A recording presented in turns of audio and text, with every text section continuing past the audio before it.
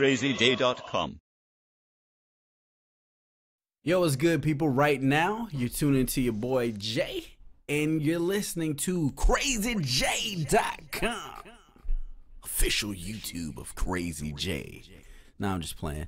So anyway, today is I'm gonna touch on something that I really wanted to share with you guys. It's a little secret that I use within my mixes to kind of get everything level, and hopefully it'll help you. It's something extremely simple, but the principle of it is basically using an EQ on your channels to kind of bring things into perspective in terms of frequency.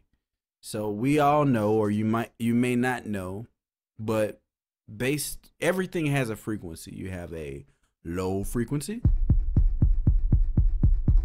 and you have a high frequency. So depending on what frequency your track is, or what frequency the instrument is, that's where you're going to be doing a bulk of your EQing or compression, and ultimately what you're trying to do is make sure that everything is able to live harmoniously within your song or whatever audio that you're recording. So just like this low and this high, your job is to get them to mix together, which is really, it's not difficult, but it's a balancing act. And I'm going to show you how to get past that balancing act using a regular EQ. So the one that we're using today is the Fruity Parametric EQ2, which I love because you can actually see the energy levels of all of the different frequencies. And this comes in handy because a lot of times we need visuals. I mean, I know I do. I'm more of a visual learner. So if I can see where the song is being affected within the frequency spectrum, then it gives me a better understanding of what I need to do, what decisions I need to make within the mix. So we'll be using this Fruity Parametric EQ, and we'll also be listening to a really dope song by Bruno Mars called Moonshine, one of my favorite off of his last record.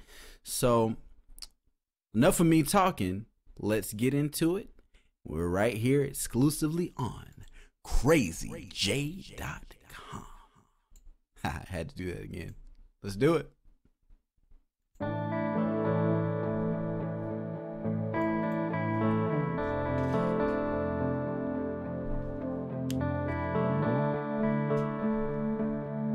And we're just gonna be playing with the frequencies, so you can see how everything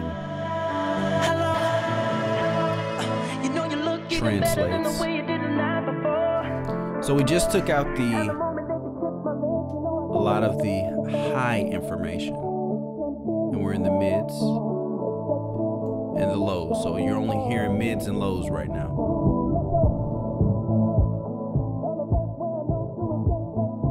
So as you're listening to this record,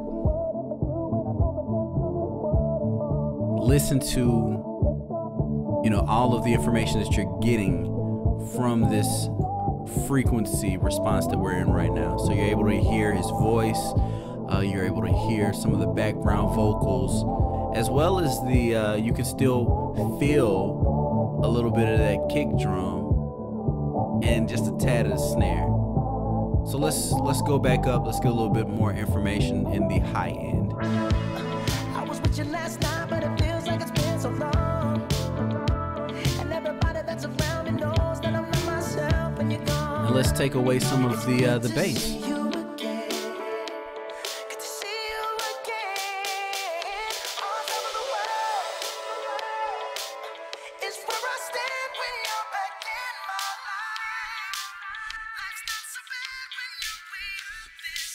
And even up here with all of the bass taken out of the song, pretty much you can still hear all of the nuances in the record.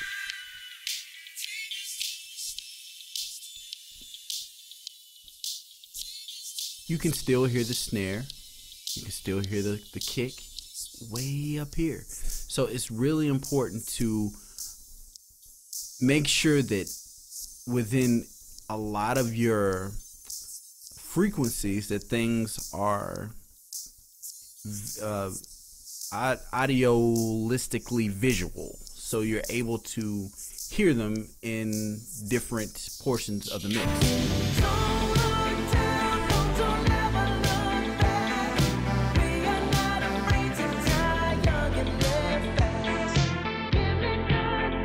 So let's travel all the way down here to the lows, mid lows.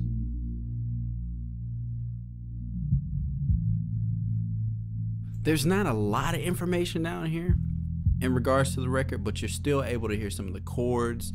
You're still able to feel some of the instrumentation, but his voice is pretty much gone. And the voice normally lives in between 100 and mid-range in the mix, or upper mids. So if we were to go into the upper mids,